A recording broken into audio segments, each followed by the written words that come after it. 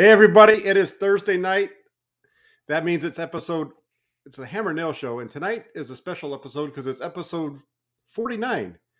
And Jessie and myself, we come on here and we talk about the 49ers. So I'm Jack Hammer, the Santa Rosa Press Democrat, my partner Jessie Naylor. How you doing, Jessie? I'm doing fantastic. 49, man. This is a big, big milestone, as you said. I think it's going to be an awesome show. We got a lot to talk about, and we only have a short time to do it. So let's jump right in, brother. Yeah, that's get going. And one of our first topics that we want to talk about tonight, we got a lot of things, like you said. We're gonna John Lynch, and John Lynch had a few things to say, really going back um, to the combine. When you start to look at the way free agency started, and then some of the discussions that we've seen going around with the 49ers and where they are. So I'm going to go ahead and pull that up really quick, and I'll let you take it, Jesse.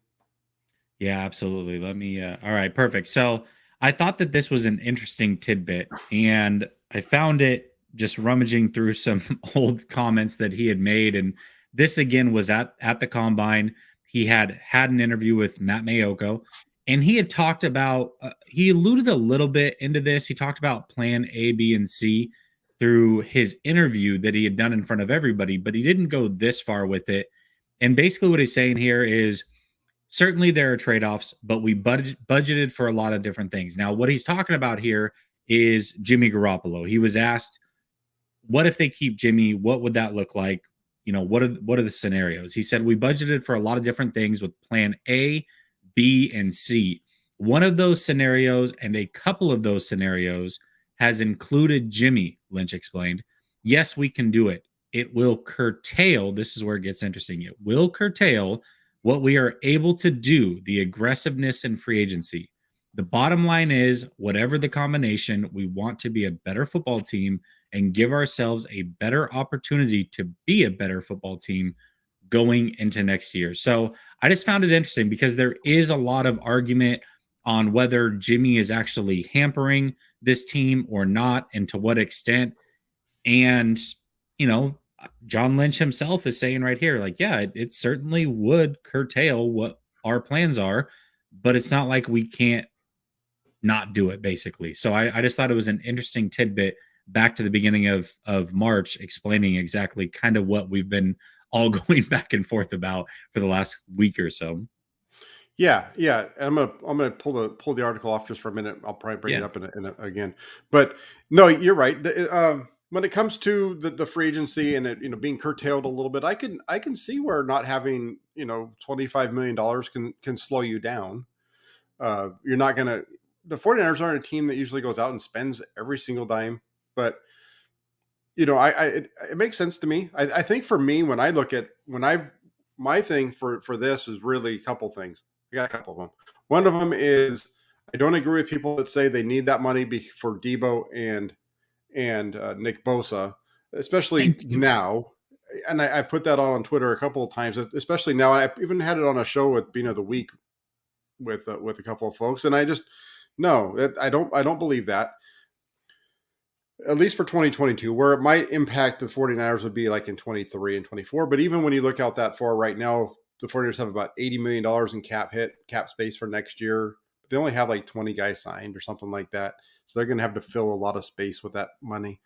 And then the other piece is, what free agents would the 49ers have gone after if they did have that money? Who are they missing out on? And that's the question that I have.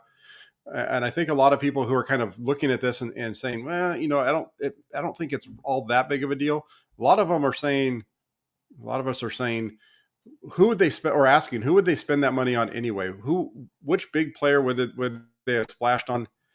Because right now, this free agency so far looks very similar to what we saw out of them last year. Yeah, absolutely. And guys that come to mind for me. So I know for basically just through rumors, and you never know what's fully true, what's not. But it did sound like they were in on JC Jackson and they were in on Chandler Jones.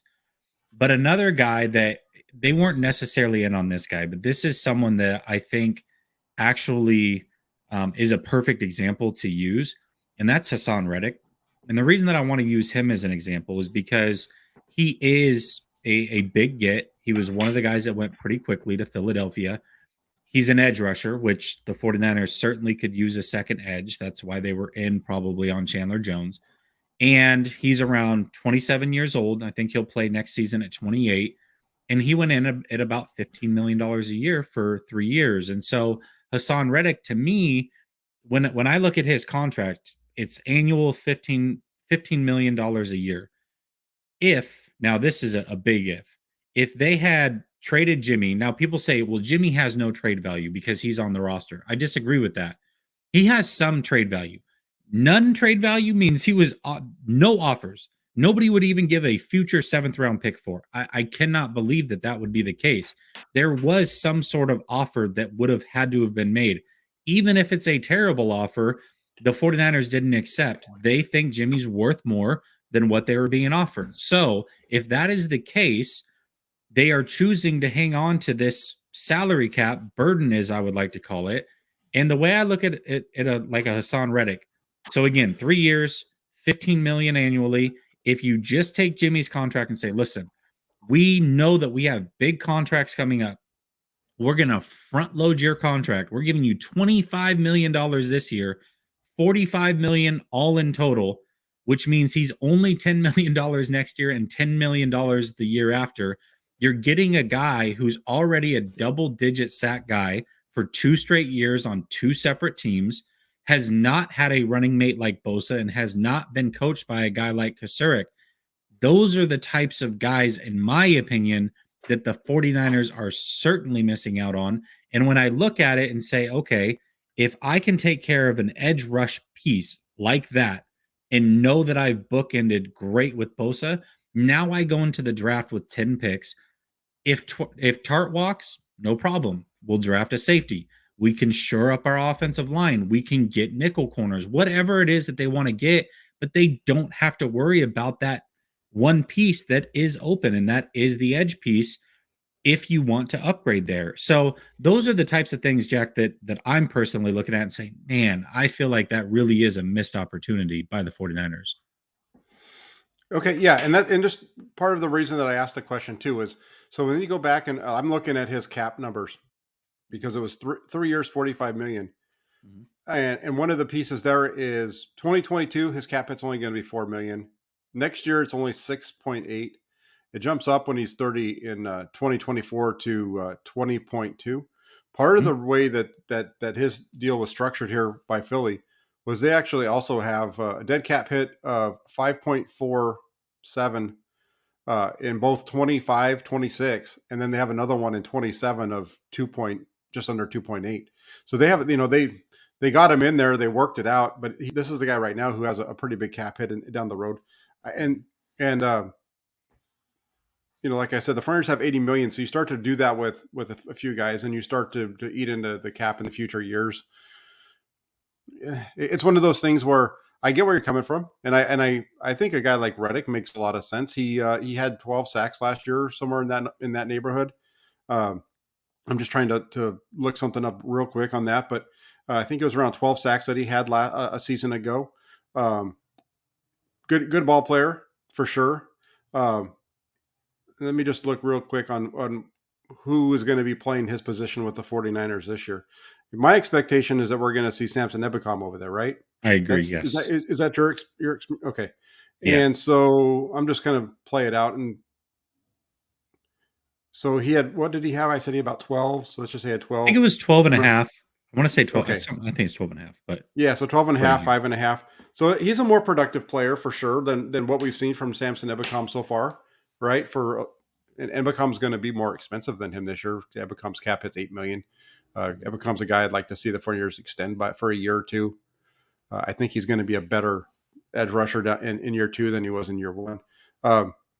And I'm okay with the thought of adding these guys. The one thing that as I look at what's being said about the 49ers, my feeling on it is what happens when you sign these bigger name guys, right? Is that you're paying more money for them. You're having to move, you're overpaying for them. Let's be honest. You're overpaying for these free agents that these other teams are getting. It's going to help them out for a year or two. And then what ends up happening is you do have the salary cap piece. There is restructuring and all that kind of stuff. I don't have a problem with restructuring.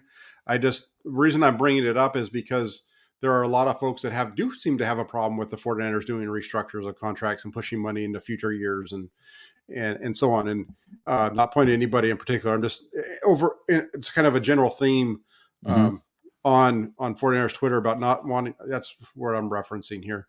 Not wanting to have it where they have to push money into future years with guys and pay, whatever. That's just the way that the NFL works, though. So I could say that I could agree with folks that wanted a name or two. I would have liked to have seen a name or two. I don't know if that really drastically, and we'll get into this in a minute. I don't know if that really drastically changes the way that I feel about where they are. So we'll get into that in a minute. That's a good topic. And the other piece of the John Lynch thing that I do want to get into real quick, just kind of changing gears on you. I don't know if I really answered it a whole lot, but changing No, gears on you is the top part of this quote.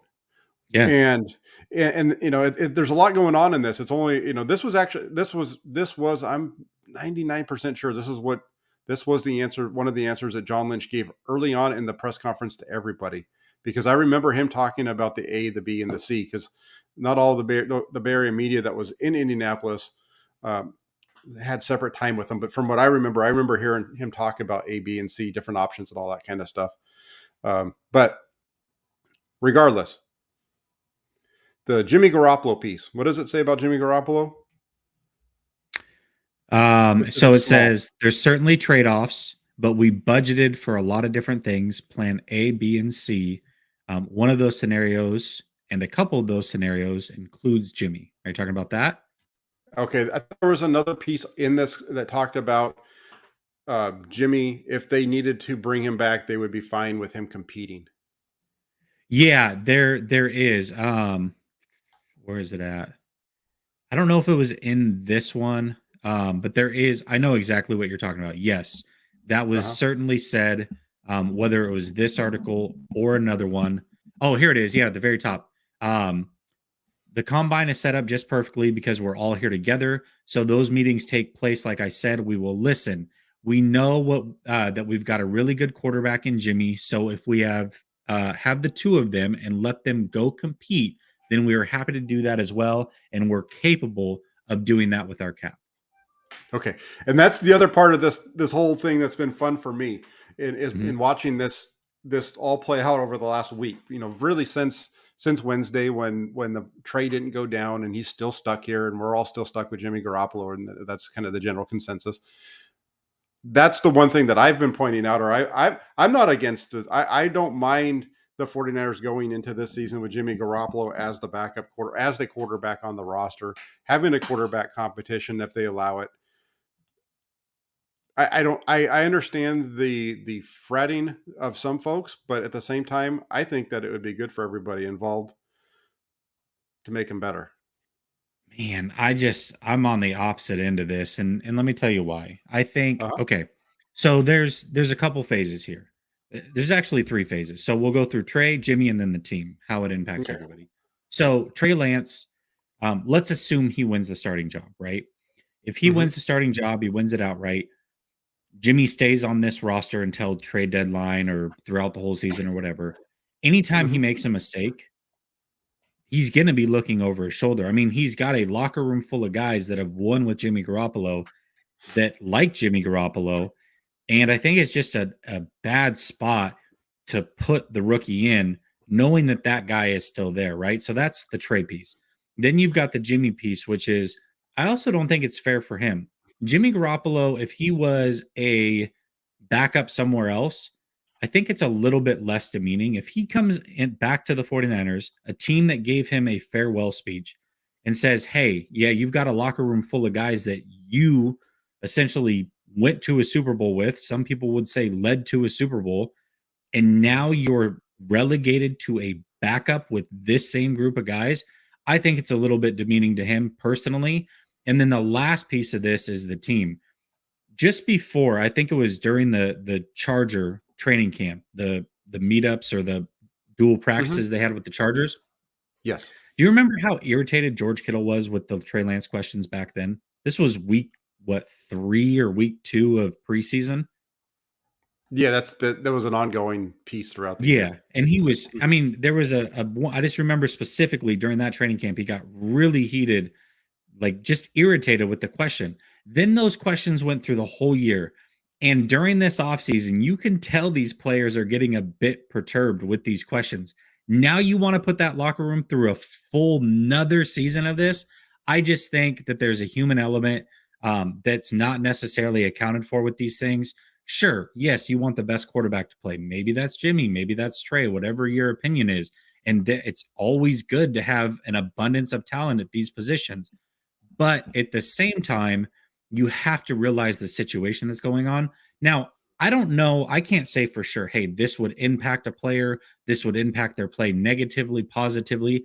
I can't say that. But what I can say is there is a human element. And I think that all the way around, it would be a really bum deal for all of these guys to have to go through this for a full another season. That's just me personally. Yeah, and this is something that I think we had a little bit of a back and forth earlier today on, or maybe it was last night. Is I'm going to start off by saying I don't think it matters. These guys are professional athletes. I understand from being in the situation a little bit. I understand that you want to be the guy. I understand that there's some pressure. I understand there's some locker room dynamics that go on here with Jimmy and Trey in terms of some of the veterans that have been around with Trey Lance. I also feel like these guys would get on board with whoever gives them the best chance to win. And if Trey Lance goes out and shows himself throughout OTAs and minicamp and does what everybody expects him to do in training camp, I just feel like the players are going to get on board with that because especially the guys like Deebo Samuel, the majority of the guys that are the big playmakers, Deebo Samuel being number one, Brandon Ayuk really kind of number two. I think they'll get on board with it right away if they're getting the ball and they're scoring because they have a guy that's able to take more advantage of their talents than what Jimmy Garoppolo did. And I think the same thing would eventually happen with everybody on the roster. You go through it and there's a number of guys right now that we know are positive when it comes to Trey Lance, and they've been open about it even before. Like Fred Warner, he brought up Trey Lance and his performance in practice without even being questioned, without even it being brought up to him during a press conference one day. Uh, you know, and so you just have a number of guys who have done that. I understand the frustration from some of them about being asked the question, and that's where I think going back to the discussion we were having last evening, you never want to have two quarterbacks. And what I mean by not that is you don't want to have a question of who the quarterback is. And that was part of the problem, I think, in the beginning of the last year when they were kind of going back and forth and they were doing all that in training camp at the end. And then they did it a little bit in week one, didn't do it in week two. And I think you don't want to do that. You want to have your guy, you name him, and that's who you run with. And that's something that I heard a long time ago. It's something that I remember when I was playing, being in a quarterback competition with somebody when I was first starting out in college. It was close, and it was like, basically they sat us down and they said, "This is who it's going to be because we have to pick a guy, and we're not going to be dicking around all year with this." Is really what was said, Mhm.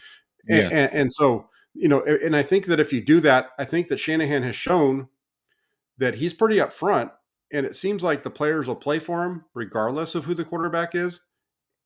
And that goes back to when Jimmy was hurt as well, and you had Nick Mullins, and those guys were still fighting their guts out for him behind a bad quarterback in 2020. That's my feeling. Yeah, and listen, I can't quantify what I'm saying. I just think it's a real thing, right? And Sure. does it quantify to wins or losses? I don't know. I really I can't tell you. But what I can say is, again, yes, they're professionals, but they are certainly human beings. I mean, I can tell you throughout my personal career, I'm paid to do a job, but I've had emotion get involved for one reason or another, right? That's Uh not huh. just me, that's my employees. They've had emotion, good or bad, with me being their leader. And we've had to have those conversations and it's impacted their work, good or bad. And These are people that have families to take care of. These are people that are in sales, and so they make money based off of how they perform. And it would impact their performance, good or bad, based off of things that were going on with the dynamic of us. So I Sure. think that it's, it's certainly something that would play into it. And I don't know. I'm I'm gonna not with it. I'm really not with it. I'm gonna keep it on a football slant really quick, Mhm, and I'm gonna go back. I'm gonna take you back to 1988. mhm, You can even do it in 87, but it really didn't hurt them in 87. It hurt them in 88 though, because when they went into 88, their head coach said we have a quarterback controversy. mhm. He then failed to really name who his quarterback was that season. They went back and forth for the first 11 games of that year. One guy playing, the other guy would play, and then whatever. They went back and forth. They were 6-5, and then the head coach finally stuck with one guy for the rest of the way. They won the Super Bowl, and then after he retired, the next coach came in and he said, "This is the quarterback. I'm not doing this. This is the guy that we're going with." And they went 14-2, won the Super Bowl, almost won it the next year as well before he got knocked out. Going back, that's just another way of me pointing out as far as having a decisive decision made about that position is what you need, and having a competition leading up to that, I think it's okay. I understand there's the politics behind Jimmy Garoppolo, and who knows? You know what? Jimmy Garoppolo might not even want to show up, even if he is stuck on the roster. We don't know. I want to throw this in too. I think Sure. that there's a less of a riff if Trey wins the job. But if Jimmy wins the job, I promise you, all that stuff that we saw last year would get double down on. I guarantee it.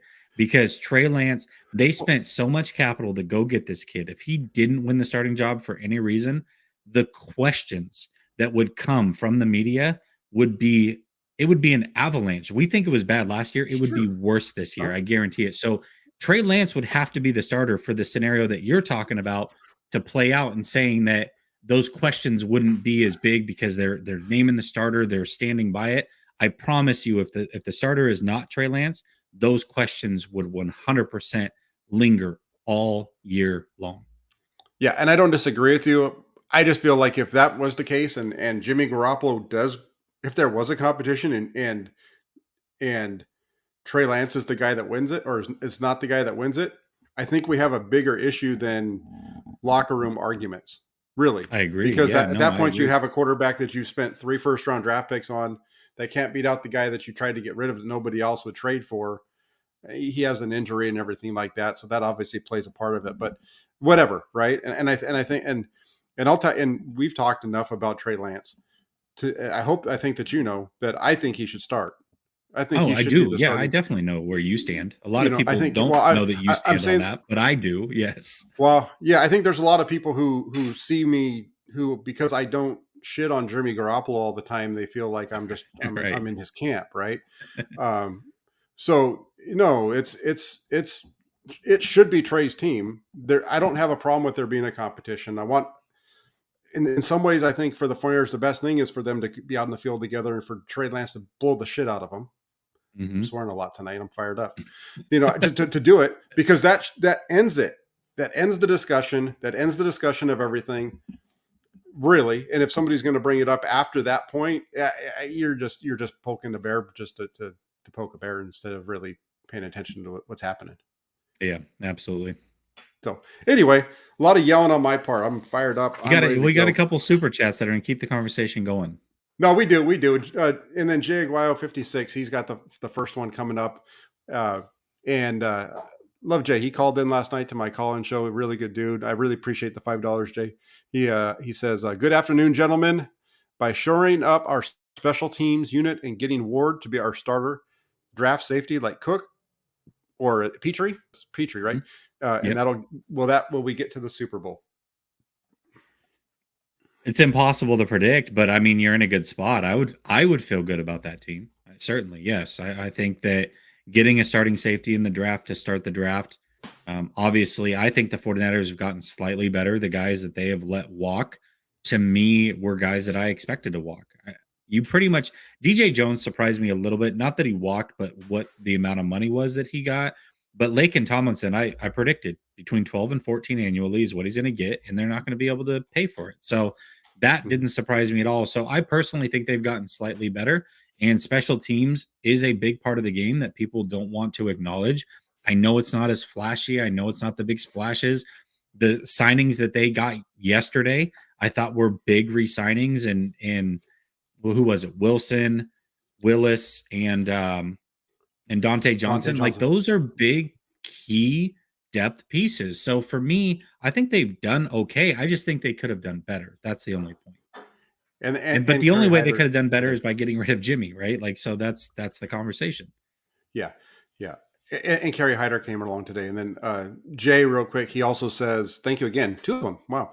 He says, I agree with what Jack is saying. See, and I'm he, the out of guy here. even has I'm out of he, here. No, I'm he kidding. even has an exclamation mark after it. These are grown at. See, he's fired up like I am. I'm just going to say it. I'm going to say it, and I think the way that he would, I think he's saying it in my voice. I agree with what Jack is saying. These are grown ass men. They just want to win. We're also underestimating Shanahan's ability to control his team, and I do agree with him there because I do feel like Shanahan. There's just something. I know. I've not been a big Shanahan guy. I know that I have, and I know that I've ripped them in different things. Watching the way that they managed this process and kept everything together from 3-5 to where they got to, that was impressive to me. And then that made me rethink some of the things that I was saying about him in terms of I still have issues with him at times with his game management, but in terms of his ability to keep a team together, he was very impressive in 2021. Yeah, absolutely. And they are grown men, but they're also human, right? Like that's you can't They're say not that they're not, and you they can't say they don't have an opinion. Whether they're that not opinion gets in the way, it's going to happen. they're not human. They are They're robots. no, They're they are cyborgs. Jack's frozen. Oh no. All right. Well, I'll read through the other comments that weren't super chats. Somebody says, oh, here we go. Green Glassful, appreciate the comment, says, why is Jessie simping for Trey? I don't even know what simping means, but I assume it's like groveling, sucking up to, jocking, something along those lines. I'm not. I mean, at the end of the day, I'm talking about a human element. Do I think Trey's going to be very good? Yes. Did I peg him as the pick before the draft? Certainly. I think Trey is going to be an absolute beast in this league. I think that that will show through. And if you don't believe it, that's fine. But end of 2023, let's have this conversation because then and only then do I think that we can really legitimately have this conversation. The reason I say that is because young players, year one of starting, they're kind of ahead of the league a little bit, right? And year two is when the league catches up to you. So the end of 2023, let's see where this thing stands.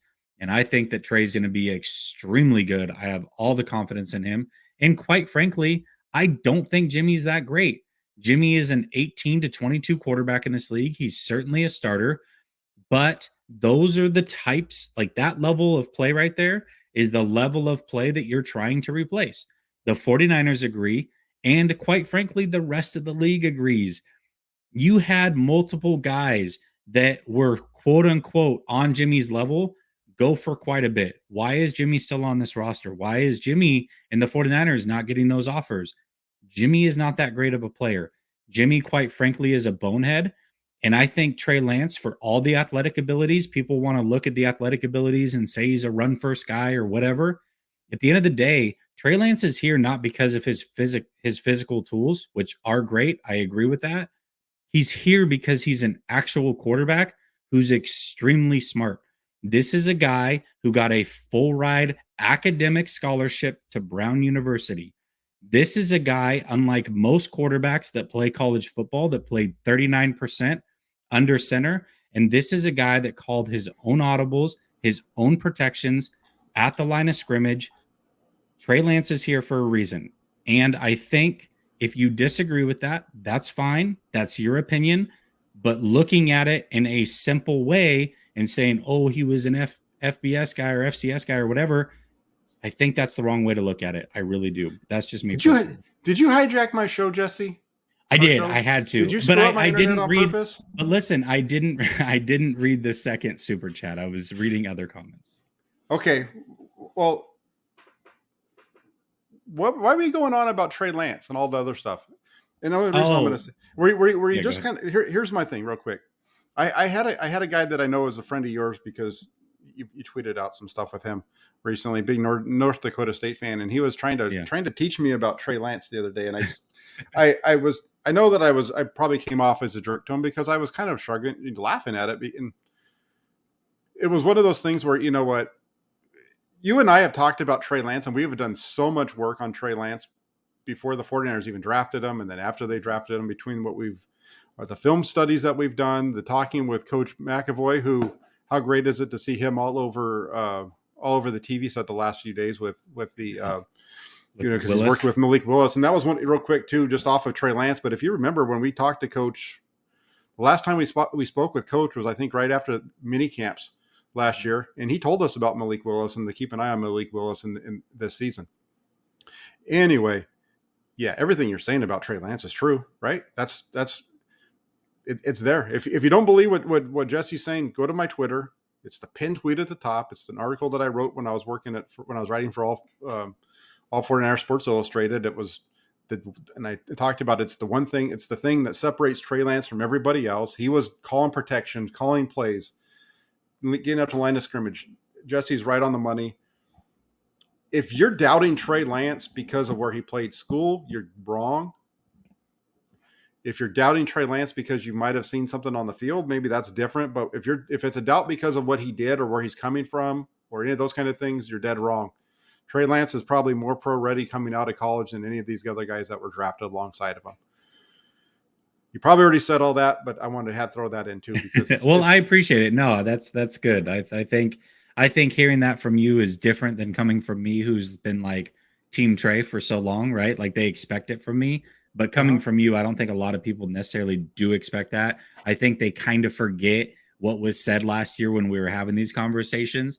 And you and I joke around a lot and whatever, we have banter. But I also remember all those things that you said.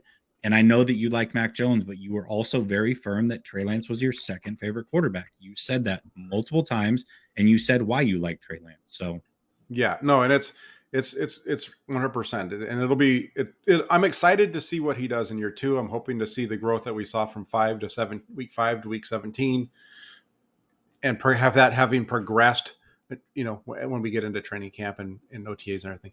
Ken, thank you for the donation. He, in all caps, you got people fired up, Jesse. Lynch said before free agency they had plan A, B, C, and D. And some of the plans included Jimmy being on the team another season. That's correct. They did. And that was in the comment that we just talked about from him. They've been talking about this for a while. You know, who was it? Jed York, right? Said that they could keep him around for 2 years. They've budgeted $50 million for Jimmy Garoppolo.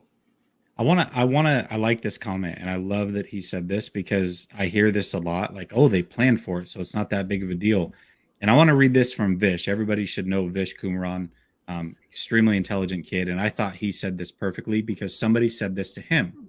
And his response was, I account for what I would do if there was a tornado by my house every year. It doesn't change the fact that it's the worst case scenario for me. I think that's a great way to respond to that because yes, you account for it. Yes, it is in the plans, but it doesn't mean that was plan A, right? Plan A was probably to get rid of this guy, get the capital you were hoping for, and move on and use that money in some other way. And I think that we could probably agree on that. No, we do. And hopefully everybody else does. I mean, they would have more money. Here's the one thing to think about right now, and this is where I will say that maybe we're all a little off the mark here in saying that Jimmy Garoppolo is going to be around long term or be here even until the season. Who knows? The 49ers still need $8.5 million to sign their draft picks. Right now, they're up against the cap. I think they have about $2 million. Last I saw, even with the more recent signings, because of the way the top 51 number works, The 49ers are either going to be doing restructures or they're going to be getting rid of Jimmy Garoppolo. Those are the only two ways that they're going to be able to fit all of their players onto this roster when the time comes. They're okay right now, but when they get to 53 right now, they're over the cap. They're fine with the top 51 because of the way that it's kind of a funky. It's not just their top 51. There's some other math stuff that's over my head. But they're okay for right now, but they're going to have to make some moves, and it might be a restructure of Jimmy Ward with a new deal. It might be, a new contract for Samson Ebicom. It might be some of those types of things, but they're going to have to move some money around at some point to get some of these other ones. So thank you very much for the comment. Appreciate it. That's a good one. Now, moving on from that one, I disagree. Lorenzo says Jesse's a good dude. I don't know about Jesse. But let's throw this one up there. Grading the first week of free agent. We've talked a lot about this, but the reason I say the first week is because the true first week started Wednesday. It ended yesterday, so we are just past 1 week of official free agency. Based off of that, what grade would you give them for the first week? Yeah, and I personally, I want to take the Jimmy Garoppolo thing out of it because I think that was probably the most important thing that they had to get done when this offseason started. One of the most important things. I think there were two things that are very important, and I will talk about that. And I'm going to stop you really quick because we have the topic of grading free agency, and then our next question is the team better or worse? So we can I will. Yeah, okay. I'll keep it separate. But as far as grading free agency goes, I'll probably give them a C+. And the reason I'm going to hold them back a little bit, I really like what they've done for the most part. I think getting another corner was great. To me, it wasn't the most pressing need. A lot of people said, "Oh, we need another outside corner." To me, it wasn't the most pressing need, but I do like the move, right? And pushing people down the depth chart, I think is fantastic for that cornerback position. It did help solidify it. So I do like that. I do, as I said, like some of the re-signings that they made just yesterday. Bringing back Hyder, I thought was actually a pretty good deal. Again, Key's probably gone. People really wanted Key back, but they forget that Hyder, without Bosa, by the way, actually outproduced Arden Key. So now you give him Bosa, getting back with Chris Kasarik, he's probably going to play pretty well in spot duty. I like that. I like the depth pieces that they brought back, as I said. And I like the fact that they didn't panic pay some of the guys that we talked about earlier in DJ Jones and Laken Tomlinson. I think that was smart. Mostert's another one. So I say all of that, and it sounds like, oh man, you should be at least at a B plus or an A-. Yes, I agree. But what's holding them back, and this may not be fully within their power, but I think another blunder that they've had personally is not getting that Deebo Samuel deal done immediately. Now, again, that's up to Deebo. That's up to his agent as well.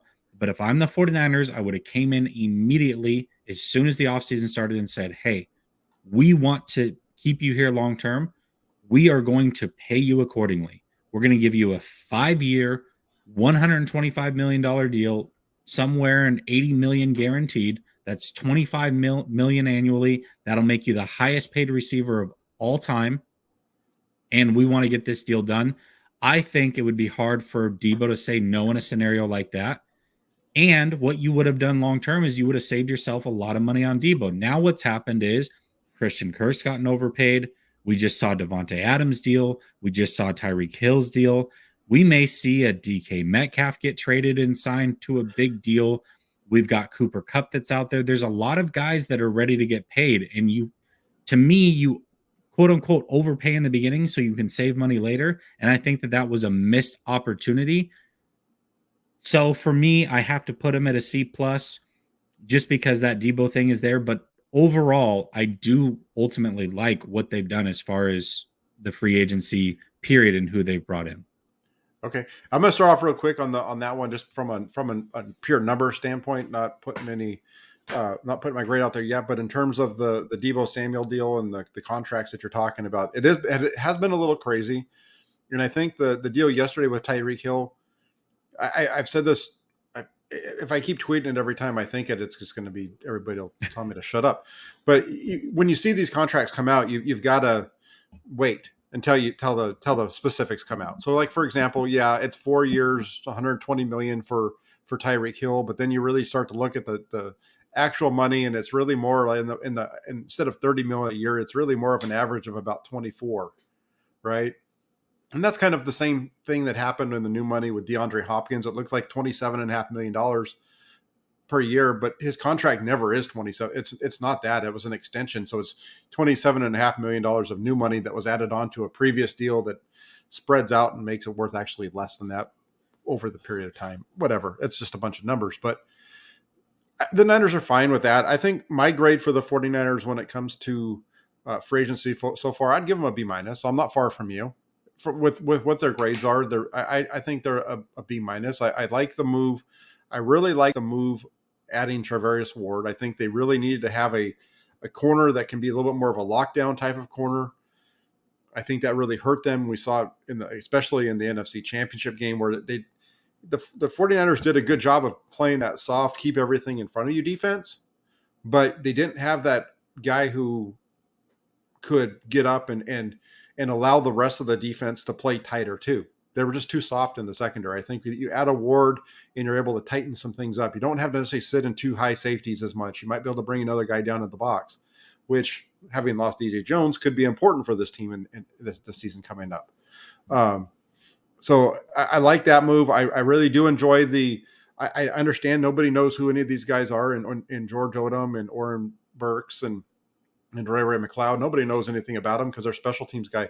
But for me, that's a big plus for the 49ers because not only did they have like the touchdown return, against them in Seattle on the fake punt, and then the fake punt against Dallas that cost them points there.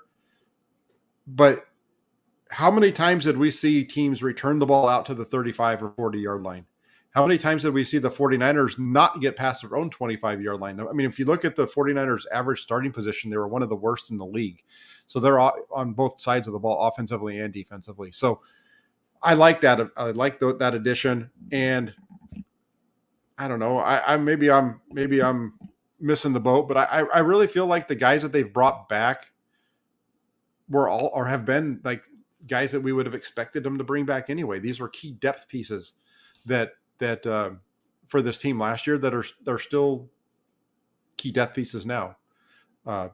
So for me, when I look at it, and then also real quick, since I'm rambling, I like the addition of Hassan Ridgeway. I do. I think he's not going to be a starter, but if he does make the roster, you're going to see him be the guy that replaces Kentavious Street, who they lost.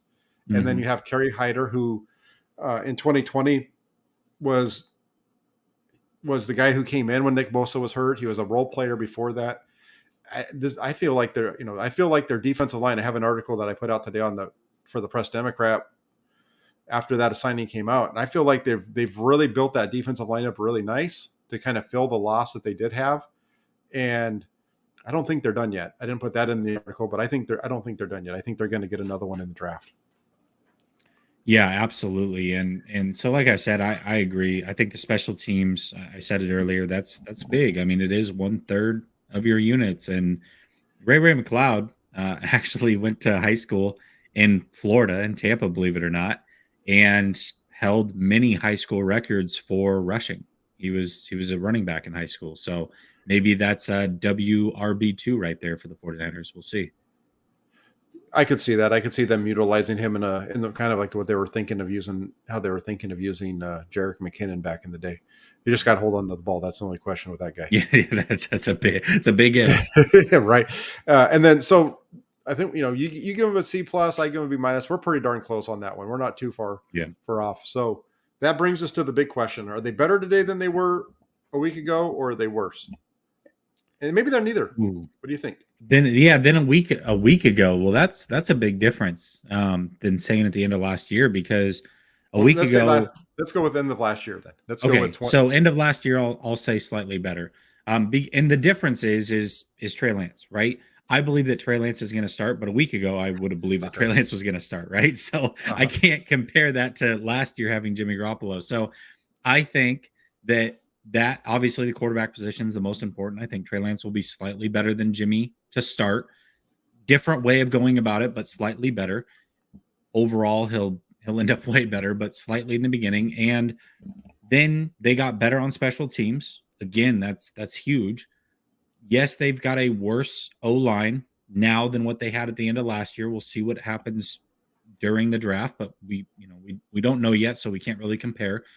But they got better on defense. So for me, I would say, yeah, they are. They're slightly better defense, way better special teams, slightly better at the quarterback position. Take a step back on the offensive line.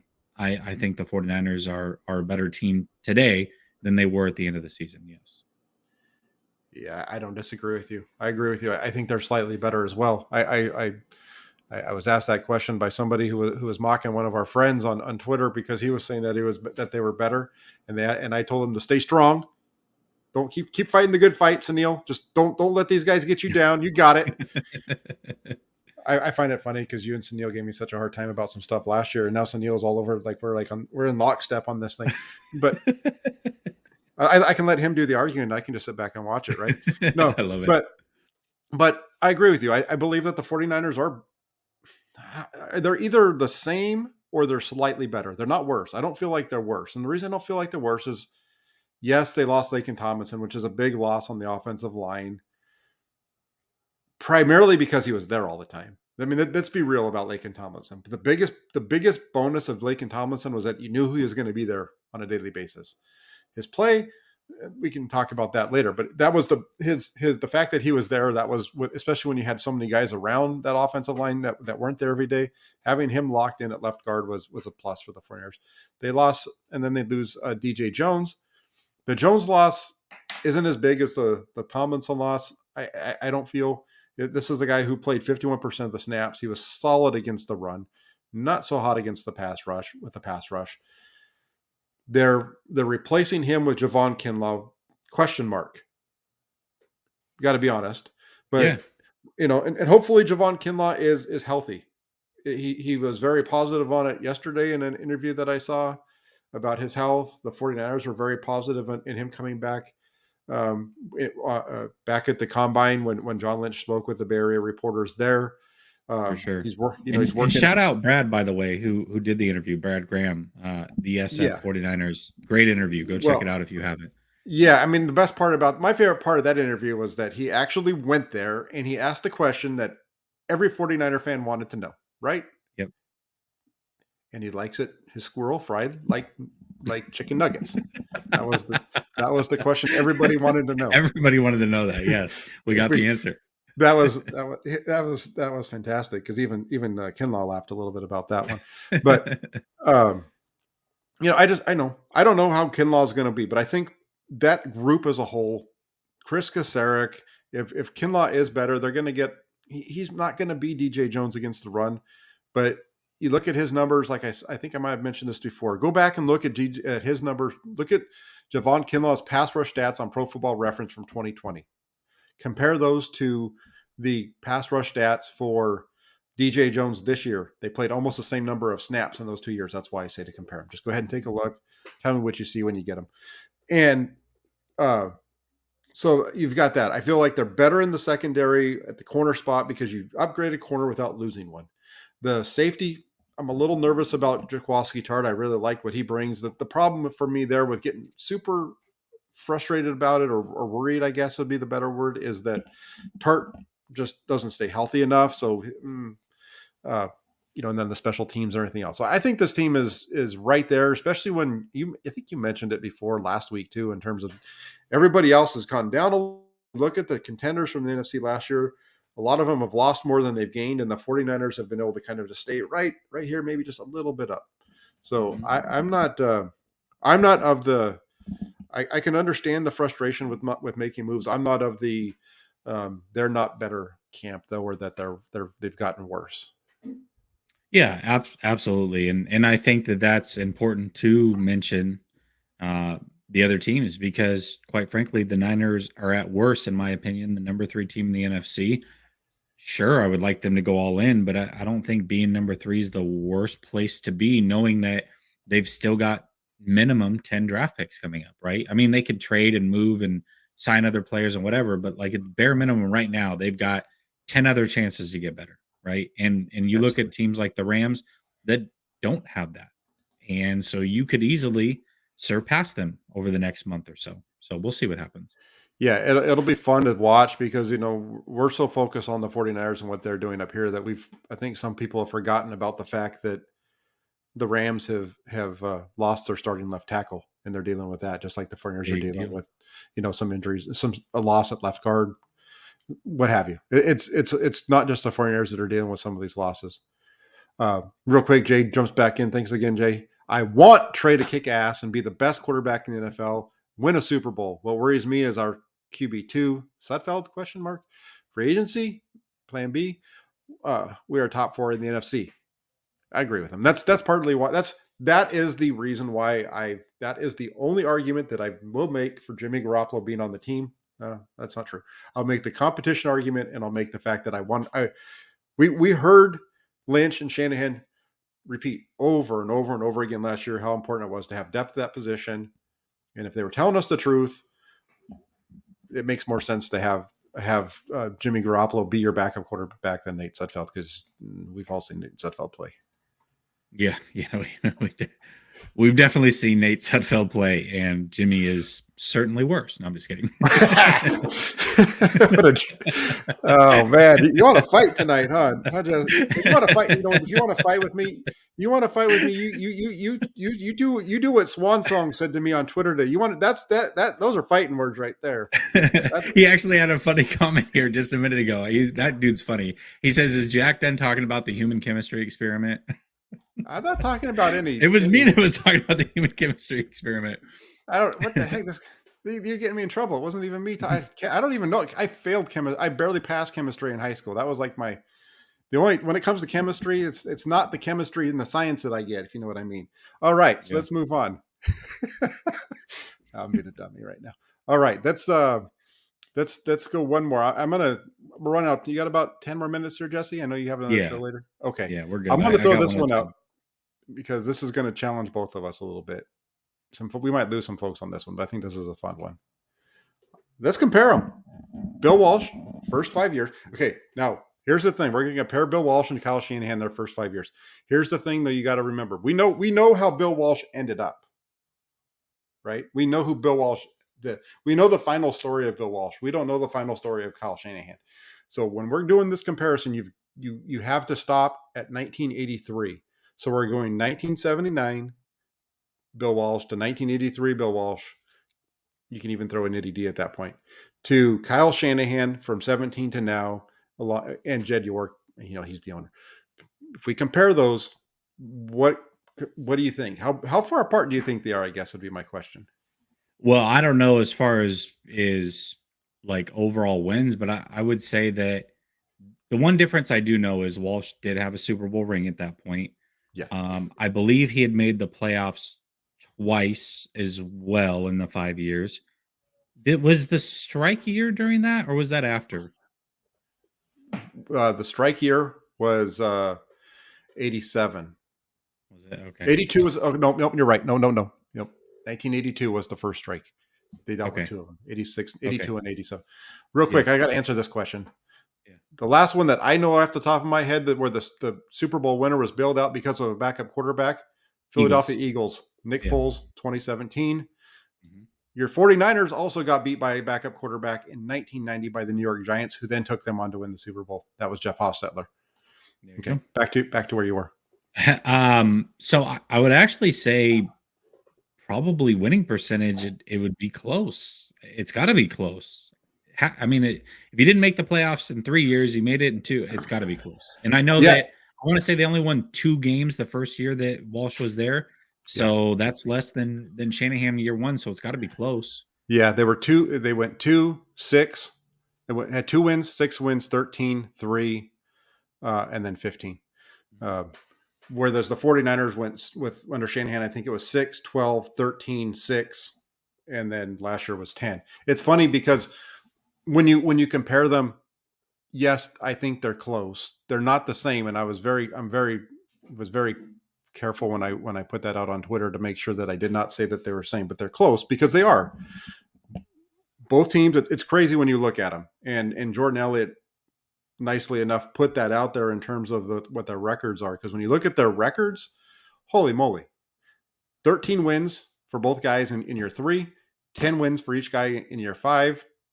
The difference is obviously it's a big difference when you come to this. When you count, there's a big difference between being number 1 and number 2.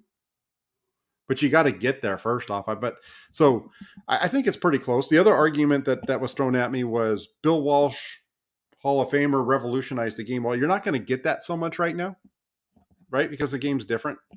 Mm-hmm. But one of the things that so many people talk about when it comes to Bill Walsh is his coaching tree and how his offensive style was emulated throughout the league.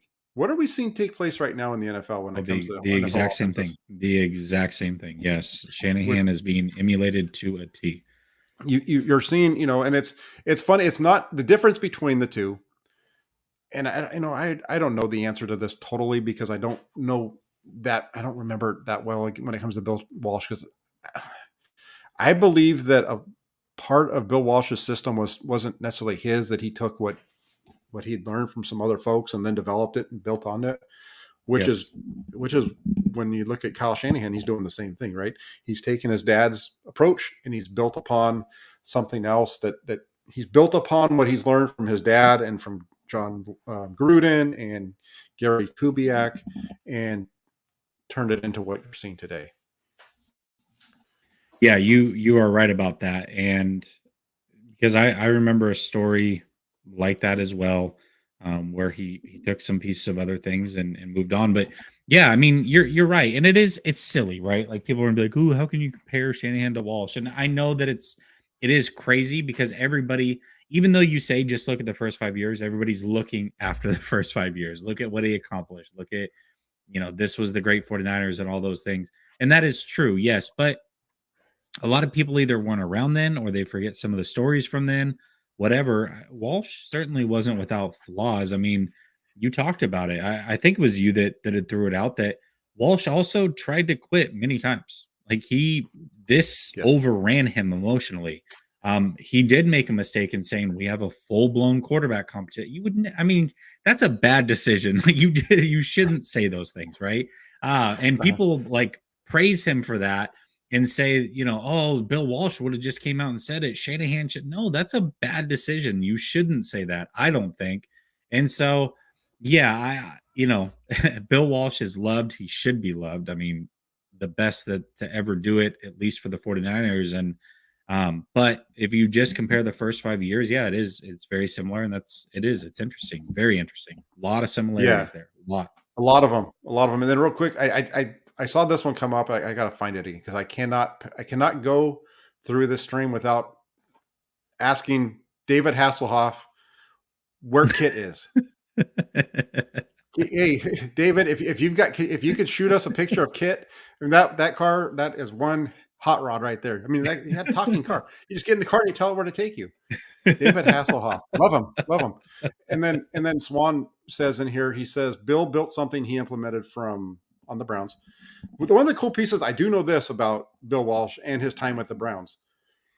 The reason that they started with the short passing game was because they had a quarterback that couldn't throw it long. I don't remember his name right now, but if you go back and if you research it, you'll find it. But their quarterback before they got Ken Anderson was a guy who just didn't have the arm strength to throw the ball down the field. Sound familiar? And so they had. I was just gonna say, I was waiting for it. You took it from me. Yeah, go ahead. so they had to they had to dink and dunk and all that kind of stuff, right? It wasn't Ken Anderson, but it was somebody before Ken Anderson, because Ken Anderson was a hell of a quarterback, but it was before they got Ken Anderson, and I don't remember who it was. And interesting story. I think there's a lot of things. I don't think it's just as easy as saying these guys are. I mean, I've shit on Kyle Shanahan at times, but this is just when you look at them and you look in them and you look at the records of the two, obviously the Super Bowl, but the records, Shanahan has a higher win percentage, doesn't have it in the postseason because he's lost a Super Bowl, but it's just crazy. Super Bowl in year 3, lost an NFC championship in year 5. if this holds true to form, you guys are all going to love me because the 49ers are going to win the Super Bowl this year, right? If this happens again, then they're going to, or they'll lose and everybody want to shoot me. But yeah. So, and then another super chat. Swong fires away. Hostetler was pre-salary cap. Yes, 1990. Nick Foles, I believe, was making backup money. Jimmy is making top 10 quarterback money. Apples and oranges. I mean, apples and oranges. It's apples and oranges when it comes to their salary cap hit. But in terms of the it's still backup quarterback, and if it is it is what it is. I mean, the 49ers have built their team. They're gonna make some adjustments. I think there's worse things that could happen than Jimmy Garoppolo being the backup, but I could be dead wrong. Well, the other thing too, if we're just talking money, I mean, obviously I don't want Jimmy to be the backup, and I laid out all those reasons. I'm not going to rehash that. But if we're just simply talking money, you've talked about it many times. There's multiple ways that they can reduce that money. They don't have to pay him $27 million this year, right? So, like that, just from the money aspect, there is ways to do that. So I'm just saying. Yeah, if Jimmy Garoppolo would agree, that's what I just joked around. I said to you on Twitter a few minutes ago when you were talking about the Indianapolis Colts restructuring the contract of Matt Ryan to get him down to 17 million. That the 49ers could do the same thing if they wanted to, and Jimmy Yep. Garoppolo was agreeable to it. They could do the same Yep. thing, but in doing that, you're going to have to do like what the Philadelphia Eagles did when they signed Hassan Reddick. You're going to want it. You're going to have to know that you're going to be eating some money at some point down the road. For sure.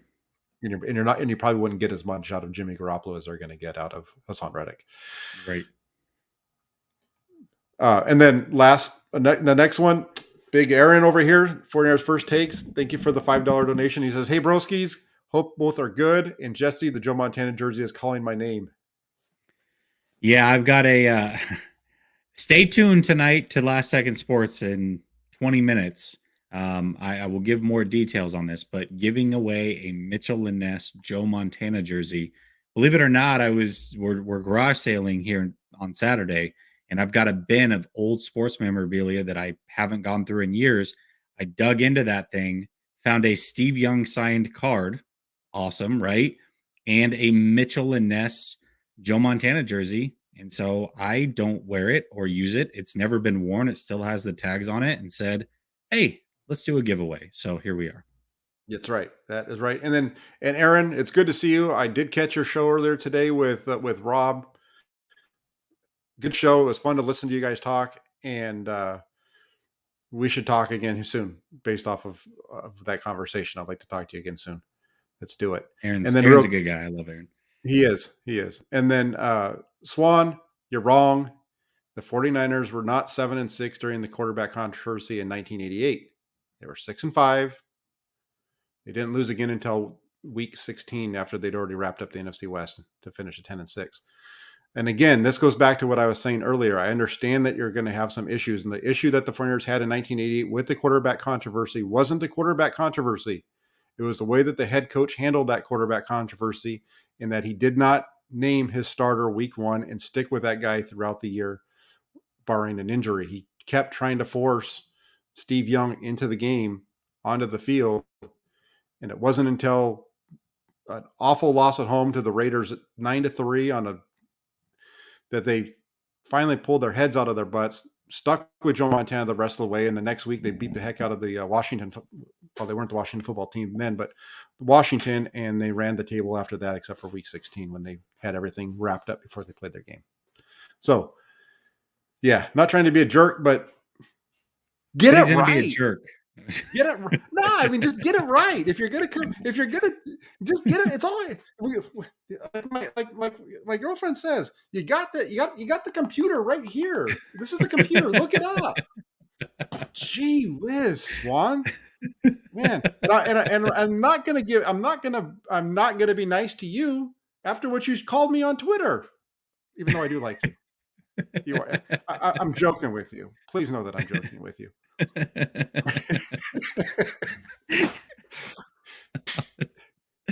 Oh, so funny.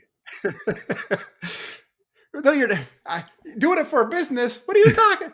I'm doing it for a business, but I got it right though. That's the thing. I got it right. I got my stats right. All from his memory right there, his noggin. That's because I'm too damn old. Too old. Too So old for old. this. I'm He's too just old so for your old. nonsense, Swan. Too old. Let's go. Oh, the happy Gilmore. He's just so old. I mean, look at him. He's so old. Oh, that's a Look at great him. He's way. telling me that I'm petty. I'm like, man, and Swan, I love you, Swan. Make sure you call in next Wednesday, or if I have a call in show, so you can yell at me there. We could do this there instead. I'm totally joking with you. I love you. It's Uh, fun. So, it's great. anyway, you said you got a show coming up here in about 18 minutes now. Yeah, 18 minutes. So tap in over there, Last Second Sports. I will give details if you have not heard on how to win the Joe Montana Mitchell and Ness jersey. So tap in over there for sure. Yeah, I'm gonna have to. I might have to do that. I mean, I'm already subscribed, so I don't know if that kicks me out, but I might have to do something so No, I it get on, doesn't. so I can get in on that, so that I can win a jersey because it's Joe Montana. I can rock a Joe Montana jersey. Maybe I'll even wear my if I win it. Maybe I'll even wear the Joe Montana jersey on my next workout video. Great God. Joe I got Montana dropping back. it's almost it's almost like a mirrored image, right? Everything's backwards. But awesome. Yeah, make sure. Hey, we're gonna wrap this up. But I had a good time tonight with Jessie. I had a good time with you. Hopefully, Swan, you know that I love you. Thank you everybody for the comments over there, for the super chats, and everybody that made this a fun show tonight. Make sure that you get over to Jesse's channel. Check him out here in a few minutes. Last Second Sports. Subscribe over there, and if you can, like it says at the top of my graphic there, like and subscribe for tonight. Also hit that little bell notification, and then get yourselves there to 49ers.pressdemocrat.com. That's where I get paid for my writing, so please make sure you're checking us out over there as well, and liking everything that you got over here too. So thanks a lot, everybody. Have a great rest of your Thursday. Jesse, I will be back next Thursday with the next show, and I will be back probably tomorrow with some good content for you. Take care, everybody. Have a good. Episode 50 next week. I love it. We're almost there. We're almost at the end. Have a good night, everybody.